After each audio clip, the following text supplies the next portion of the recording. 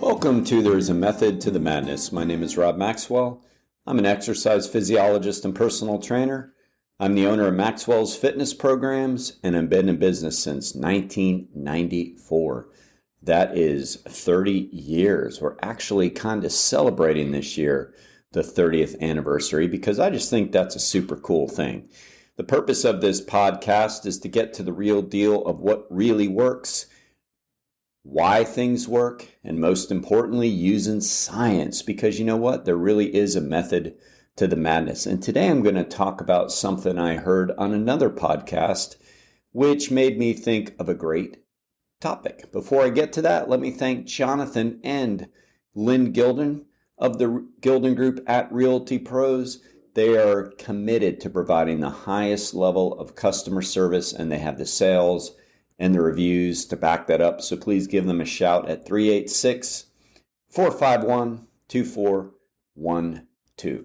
So I was listening to another podcast this morning, and I actually listened to a couple as I was working out, and one of them was pretty short on exercise. And the author, the host, whatever, who I really like, great, show that I listened to, was talking about how there's a new study out that is showing that static exercise is as good as foam rolling and may take less of the time. Now, the only reason why he was even talking about this study is because we share very similar philosophies, as you know, we really don't need to reinvent the wheel on so many things. So he was just kind of talking about how he wasn't overly surprised. But I found that to be very interesting and sort of funny, and that's what I wanted to talk to you about this morning. So let's just briefly look at that study, because really I want to look at the bigger picture. So this study is looking at foam rolling, and for those that don't know, foam rolling is basically kind of a self-massage technique that you use to loosen up the muscles to, kind of help you stretch. But ultimately, it is a tool to help you to provide lengthening to the muscles. So when people do foam rolling, they get this thing that's a foam roller, and I'm not downing it. Like, we have one, I've used one. It's just, I find that, everything's kind of interesting, but it's this kind of a hard foam type thing, and you roll it up and down whatever area, and people have been doing it, the last 10 years or so. In a way, it's kind of like a self-massage, but not nearly as good. But again, the objective is to lengthen the muscle, okay? And then the other component was static stretching.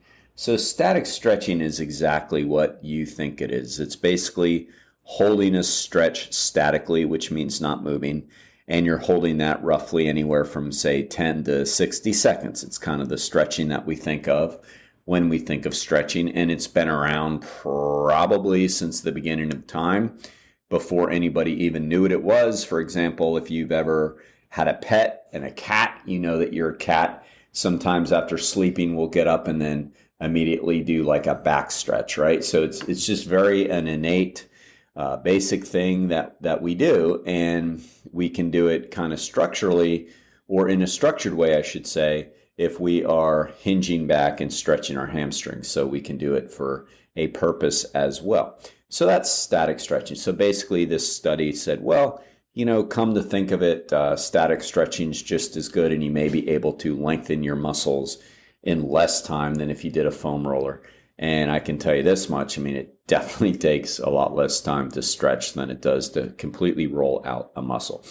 But my major point I want to make on all this is that over the last, 10 years maybe, so let me back up a little bit. Maybe 20 years ago, there wasn't enough science and education in physical training. I've been doing this for 30 years, and I can tell you that, when I first started, it was slim to none. There weren't really certified personal trainers out there. They were just guys or gals that were in shape that wanted to train people, and education and legitimate certification was few and far in between. Then like maybe 10 years after that, it started to become a little bit more popular to do it the right way and get the education and get the training. And, that's a good thing. But, over the last 10 years, it's not that I want less credentials. I want more credentials. So I'm not saying that. But we've seen a little bit too much science trying to complicate things, and I think foam rolling is a great example. I'm not saying there's anything wrong with it. Like I know people that do it at home when they're watching TV at night or something like that, or some people take it into the office and, when their boss isn't looking, roll things out or whatever. It's just that we don't have to overcomplicate this stuff. Like there are 5 health components to fitness. There are 5 health components to physical fitness, and they are body composition, flexibility, muscular strength, muscular endurance, and cardiorespiratory fitness. If you're taking care of those 5 things, you're fit. And we've known what to do with these 5 things for a very, very long time. Well before I got involved 30 years ago. So I know there are people out there that try to tell you that there's new, improved, and greater ways to do things. And ultimately, that has not proven to be true whatsoever. So we know. And if we just take one of them, flexibility, like we've known for a really long time what static stretching can do for you. It's not for everybody, by the way. I mean, I've said before that people use it improperly to warm up. Well, static stretching isn't a warm up. Sometimes if people pull muscles or hurt their knee, and I had a client there for a while who I had to convince not to continue to do his quad stretch when his knee was bothering him, because those quad muscles at the time, especially being overly tight, was not the issue. And you can make it worse. It's contraindicated for meniscus issues because you're actually then pulling on the joint. So it's not for everybody. It is for people that need to lengthen particular muscle groups. So if you have back pain, low back pain, most likely you have shortened hamstrings. And we need to make sure that we stretch those shortened hamstrings. So it's not for everybody, but when we want to lengthen something, static stretching works great. We've been doing it for a really, really long time. Somebody comes out and says, oh, you can roll it. It's kind of like massage. Okay, great, but unnecessary. And then all the other health components we know as well. Muscular endurance. We have to increase our time under load. We have to increase our repetitions on the movements that we're currently doing at the current load. Will increase our endurance. So in other words, if you are going into the military and you may struggle with boot camp because they do a lot of endurance activities like crunches and push-ups and pull-ups, well, we know how to improve that. You do those things and you do them more than you can currently do them. If we want to get stronger, we know to pick the right exercises and we overload, improving the reps, improving the resistance. If we want to work on our cardiorespiratory fitness, we know we have to move. We know we have to go out and move aerobically. And we can do all that without fancy watches, without GPSs, without watt meters. We can do all of that without it. There were plenty of people physically fit long before our generation started thinking about this. And I often use that same argument when I talk to people about all the fancy gizmos and everything. I say, well, you know what? So we've never been this unfit as a nation and as a world. Yet we have more at our disposal than we've ever had. So what does that tell you? Maybe the answer to fitness isn't the next gimmick. It isn't the next device. It isn't the next gadget. It's getting back to the basics of what we have to do. And just so I don't leave body composition out, because I want to make sure I, also state that one. That's a biggie. We know how to improve our body composition.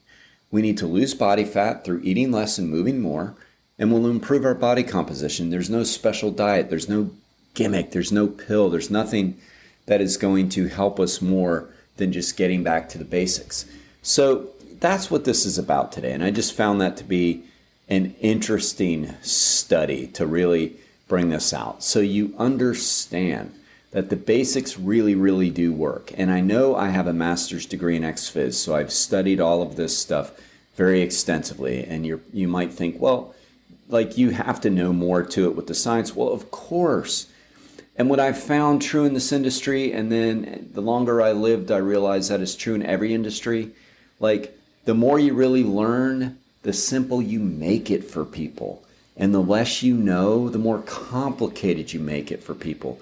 I mean, that can occur for one of two reasons. Either you don't understand it well yourself, and you're going by what you think or somebody told you, or you're trying to profit off of it. But really, the more you really do understand the science, you see that these principles are tried and true, and they go back, and they're tested, and they work. It's very, very simple. And as I say all the time, it's simple, it's hard. It's hard to put in the work, but that's what we got to do. So if you want to lengthen your muscles, and you need to lengthen your muscles, stretch. Stretch like we've always known to stretch. Don't look for something else. If you need to work on your endurance, your muscular endurance, work on it. Push-ups, sit-ups, pull-ups. If you want to work on your strength, get to the gym 2 to 3 times a week. Overload on the machines. Overload with the free weights. Whatever you use, overload. If you want to improve your body composition, eat less, move more. If you want to work on your cardio, get out and move. Walk, jog, run, bike, swim, row, whatever you choose. Just go do it. Don't make it more complicated. It's more about habit than anything else. All right. Now I want to thank our second and great sponsor, Overhead Door of Daytona Beach. Zach and Jeff Hawk are the utmost best. And let me tell you, with hurricanes coming around, I remember the last one we had, and they were out helping people because there's garage door issues, and they were going to people's houses and making sure that they get the doors up and the doors down. I mean, that's the kind of customer service we all really need. They can be reached at overheaddooردaytona.com. Please download the episode. Please subscribe. Please share with your friends. Until next time, be Max Fit, be Maxwell.